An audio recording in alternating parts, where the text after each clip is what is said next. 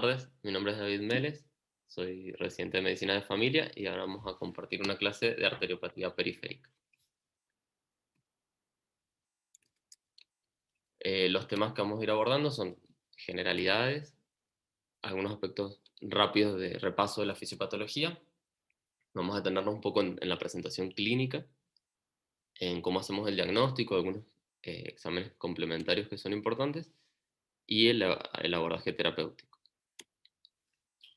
Como generalidades, la arteriopatía periférica es la estenosis de las arterias distales, que es consecuencia de la aterosclerosis. Siempre hay que tener el concepto de que es expresión de una enfermedad cardiovascular generalizada y que si bien el paciente puede tener síntomas de afectación de miembros inferiores, como consecuencia de la arteriopatía periférica, si bien hay que tratar eso, no tenemos que dejar de pensar en que eso también implica que tiene tiene aterosclerosis a nivel coronario y que tiene riesgo cardiovascular alto, y que eso también es fundamental en el abordaje. Es una patología prevalente, obviamente, porque estamos hablando de que es enfermedad cardiovascular y que está asociada fundamentalmente a la presencia de diabetes mellitus, hipertensión arterial, a tabaquismo, y que, como decíamos, es importante la prevención de la enfermedad cardiovascular cuando estemos ante esta entidad. El manejo clínico lo podemos hacer completamente desde la APS y la derivación a los especialistas, a los cirujanos vasculares periféricos, es puntualmente para el manejo del tratamiento intervencionista cuando sea adecuado. La fisiopatología es la misma que la enfermedad coronaria y toda la enfermedad aterosclerótica, la presencia de placas de ateroma en las paredes vasculares, con el depósito de partículas lipídicas inflamadas que generan inflamación y van produciendo remodelación de la pared vascular y generando obstrucción al flujo sanguíneo. Hay distintos niveles de las arterias periféricas y dependiendo del nivel donde ocurra, va a ser la expresión clínica de donde se genera el dolor. Eh, Al producirse esa estenosis, a medida que va siendo significativa la estenosis, aparece el dolor y conjuntamente van generándose también vasos colaterales que pueden ir haciendo que la aparición de los síntomas sean más tardíos, porque justamente esta circulación colateral hace que pueda llegar flujo en forma distal con el ejercicio o la demanda habitual, y solamente ante las demandas de mayor oxígeno por hacer mayor ejercicio, caminar más tiempo o más distancia, es cuando aparecen los síntomas.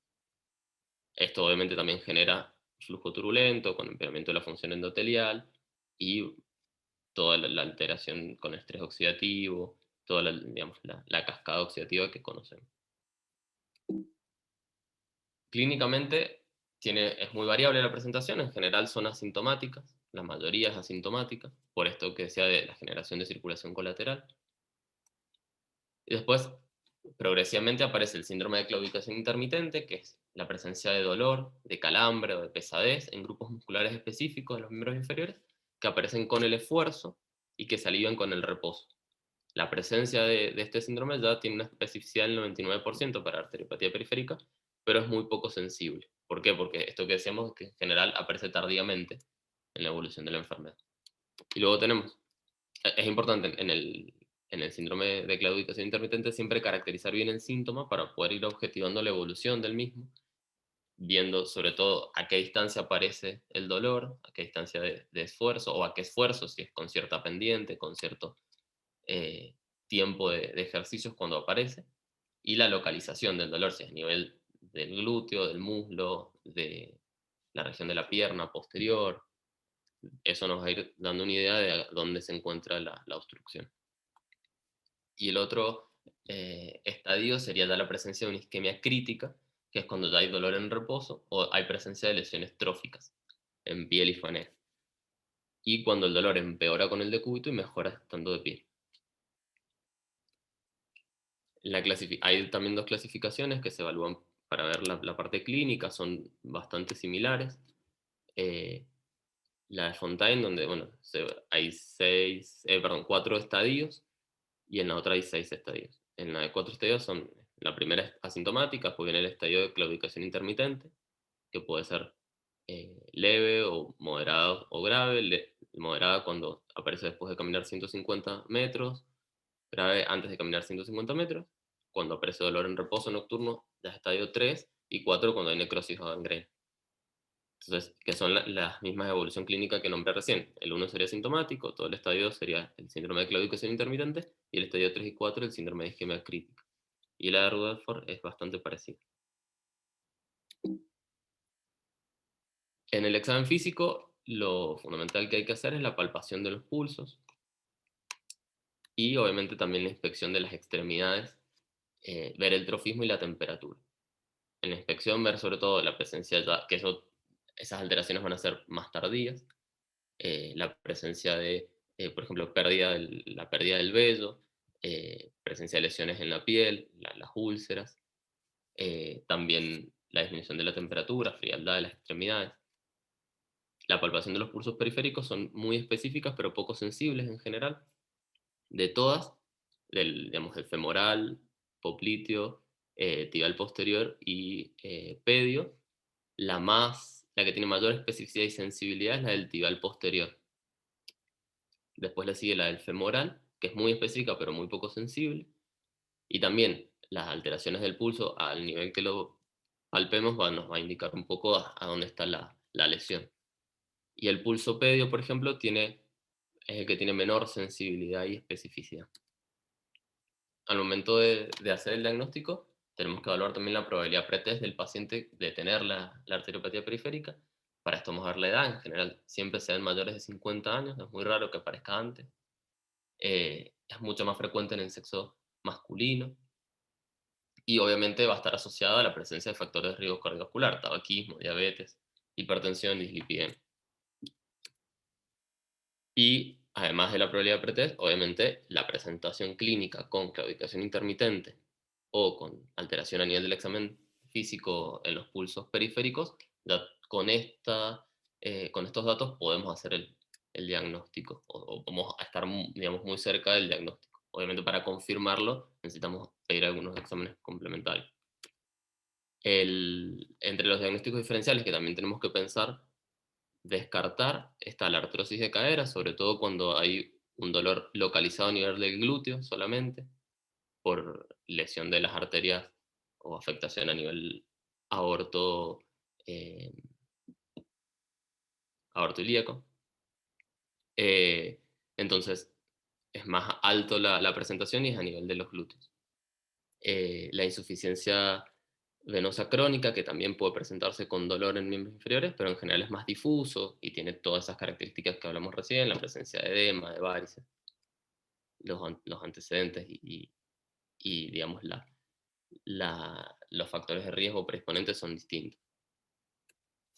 La trombosis arterial aguda, que sería también otra manifestación, que es más frecuente en los pacientes con arteriopatía periférica, pero que habla de un dolor agudo en reposo, distinto al habitual, con pérdida aguda de los pulsos, con frialdad, con impotencia funcional, y sobre todo presentación mucho más aguda, y es una emergencia que hay que resolver. Y bueno, también habla de la estenosis espinal como un diagnóstico diferencial, que es una entidad menos frecuente y que también puede tener por compresión de la cola de caballo, tiene otras manifestaciones también neurológicas como alteraciones de los esfínteres, alteración de la sensibilidad en los genitales, además de la presencia de dolor. Como exámenes complementarios, el fundamental es la detección del índice tobillo-brazo, que es para ver la diferencia entre la presión arterial sistólica en el tobillo, o sea, en los miembros inferiores respecto a los miembros superiores, que normalmente es un poco mayor. El valor normal es 1 o más de 1. Esto permite determinar digamos, los exámenes complementarios los pedimos para determinar la etiología, la distribución y ver la gravedad de la enfermedad. Como decía, la medición del flujo Doppler, que es para estimar el índice tobillo-brazo, tiene alta sensibilidad y especificidad, es de bajo costo. Y bueno, se puede mejorar más la sensibilidad y especificidad al tomar 3 mediciones y se calcula un promedio de esas 3 mediciones. En una sola medición el valor de corte es de 0,8, en 3 mediciones el valor de corte es 0,9.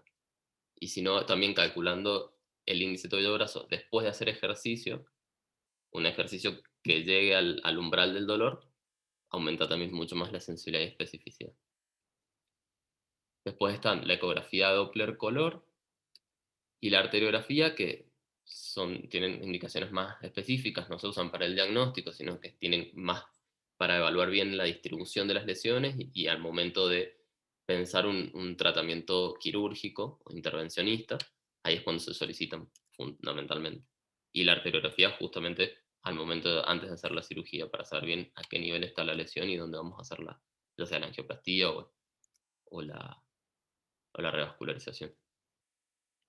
Entonces, la recomendación 1B es hacer el diagnóstico usando Doppler como método desde primer línea para localizar la enfermedad arterial. Y si no, también la utilización de ultrasonido, tomografía, para ver lesiones arteriales y definir la estrategia de revascularización. La angiografía solamente cuando planifico la revascularización. Como un algoritmo diagnóstico, ante un paciente que tenga en el interrogatorio podemos detectar síntomas compatibles con el síndrome de claudicación intermitente, evalúo la probabilidad previa de tener arteriopatía periférica, basándonos en estos parámetros que dijimos recién, y hago la palpación de los pulsos.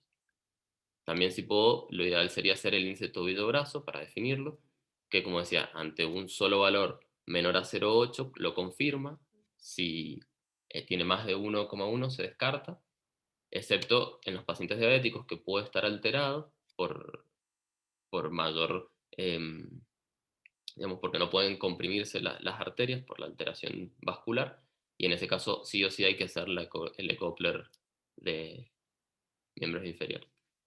Y en el caso de que sea indeterminado, se repiten 3 tomas y se hace un promedio.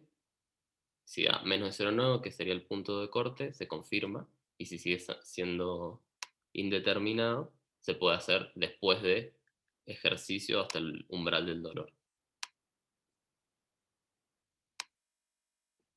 Bien. Los objetivos del tratamiento van a ser la prevención de eventos vasculares, de eventos cardiovasculares a nivel general, la prevención de las complicaciones locales y aumentar la capacidad del ejercicio sin dolor, que sería para aliviar los síntomas del paciente. Para esto tenemos una estrategia donde vamos a fundamentalmente basarnos en un tratamiento clínico que se basa en tres patas, que sería la modificación de los factores de riesgo cardiovasculares, porque siempre teniendo en cuenta que es una entidad que implica riesgo cardiovascular global y cardiopatía isquémica, la rehabilitación y el ejercicio para mejorar la, la funcionalidad del paciente y disminuir los síntomas, y el tratamiento farmacológico. La modificación de los factores de riesgo, todo lo que ya hemos estado hablando y sabemos rápidamente, es de nuevo considerar como una enfermedad coronaria, estimular la sensación tabáquica, el tratamiento de la dislipidemia y prevenir la prevención secundaria con estatinas en alta intensidad, tratamiento y control de la hipertensión, fundamentalmente usando IECA o ARA2, el tratamiento y control de la diabetes mellitus, la antiagregación, que tiene indicación por considerar una enfermedad cardiovascular establecida, ya tiene indicación de antiagregación. Después, los programas de rehabilitación, que se basan básicamente en hacer ejercicio aeróbico, fundamentalmente caminatas, hasta el umbral del dolor, por lo menos 30 a 60 minutos por día y por lo menos 3 veces por semana, durante al menos 6 meses, y siempre que sea supervisado este ejercicio. Esto se ha visto, hay evidencia evidencia 1A, de que la terapia con ejercicio físico supervisado en pacientes mejora evita la progresión de la enfermedad y mejora la sobrevida. Porque también obviamente ayuda a disminuir de peso y digamos, controlar el resto de los factores cardiovasculares. El tratamiento farmacológico, que se utiliza sobre todo para mejoría sintomática también, sin tener incidencia en el pronóstico de la enfermedad, y se usa cilostazol fundamentalmente, que es el único que tiene más evidencia. También está planteada la entoxifilina, creo, pero se ha visto en estudios que no tiene digamos, no hay evidencia de que mejore tanto como el cilostazol. Entonces directamente se usa esto, que es un inhibidor de la fosfodiesterasa 3, que produce antiagregación y vasodilatación. Las dosis son de 100 miligramos cada 12 horas vía oral. mejora la distancia máxima caminada y la distancia libre de dolor. Eso se ha demostrado en estudios. Y como efectos adversos en general son leves y se produce cefalea, mareos, edemas periféricos, diarrea o palpitación. Otras medidas generales es importante siempre recalcar el mantener el peso óptimo, descenso de peso en pacientes con sobrepeso o una obesidad y evitar el ascenso de peso. Ante el dolor nocturno, elevar la cabecera de la cama para aumentar la presión hidrostática en los miembros inferiores y mejorar el flujo.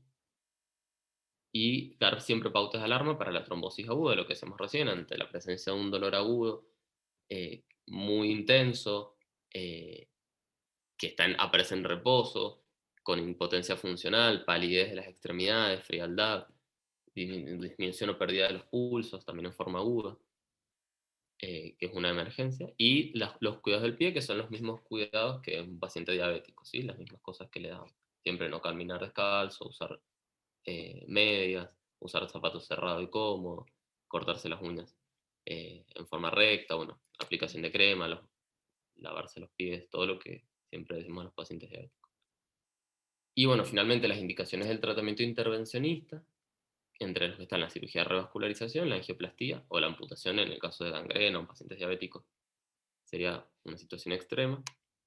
Tiene indicación de considerar la revascularización en pacientes con claudicación intermitente, en donde se altere la calidad de vida a pesar del tratamiento conservador, o sea que no tengan una buena respuesta al tratamiento conservador. Y tiene una indicación 12, ahí es cuando deberíamos derivarlo. O cuando obviamente ya hay presencia de úlceras, ya en un estadio 3 o 4. Finalmente, un algoritmo ante un paciente con arteriopatía periférica, entonces siempre evaluar los factores de riesgo cardiovasculares y dar estrategias para disminuirlos o eliminarlos. Evaluar el compromiso funcional, cuánto es la distancia ante la que aparece la claudicación, la repercusión en la calidad de vida.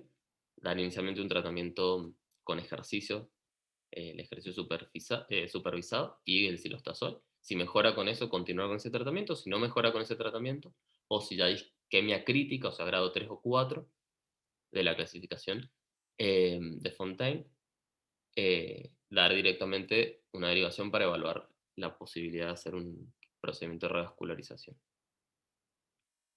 Y finalmente, como conclusiones, que la arteriopatía periférica es una expresión de la enfermedad cardiovascular, que es un indicador de alto riesgo de mortalidad cardiovascular. Recordar la presentación clínica que es variable, por lo tanto hay que buscarlo en pacientes asintomáticos con factores de riesgo cardiovascular o con enfermedad cardiovascular establecida, porque en general va a estar asintomático hasta muchos años, hasta que aparezca recién la claudicación intermitente. Recordar, bueno, hacer el flujo Doppler con el ilícito Bello-Barras o menos de 0,8, que es el punto de corte. El tratamiento siempre es integral, controlando factores de riesgo cardiovascular, dando el tratamiento con rehabilitación con ejercicio y el silostazol para mejoría sintomática. Las indicaciones de cuándo derivar al tratamiento quirúrgico. Y esa es la bibliografía. O sea, también además el Rubinstein tiene un consenso de enfermedad vascular periférica de la SAC. Y eso es todo. Muy lindo, David. Gracias. Gracias. Gracias, David. Muy bueno, David. Está toda la info ahí. Gracias. No sé si alguien tiene alguna duda, pregunta. Bueno, frenemos, Rome, ahí la grabación.